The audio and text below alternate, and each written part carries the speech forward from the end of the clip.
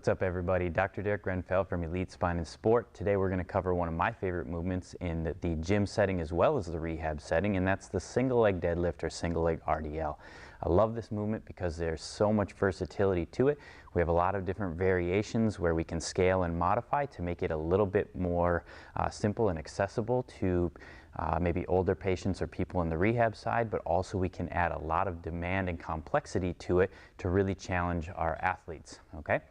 So before we begin, I do want to encourage you, if you haven't already, go back and view the video we did on the PVC hip hinge drill so that you understand what hip hinging is and how to make sure you're in the right position there.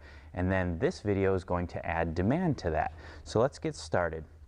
The first variation I'm going to show of the single leg RDL is going to be with just body weight, no equipment needed. Okay, so it begins with the hip hinge. I'm going to place my weight onto one side and I'm going to hinge at the hip as I tip forward slightly here and come back up. Again, I'll do it to point out a couple other things. I'm keeping the hips and pelvis facing forward here, not allowing any rotation through there or loss of control through the hip. From the side, it might look more like this. Here, reach, come up in that nice neutral spine position. A little tool to help if you're struggling with that, you can take a foam roller or a PVC pipe, something like that, and you're going to sandwich it between your foot and your hand, and I'm going to do the exact same thing. Coming back up from the side here. Okay, and back up.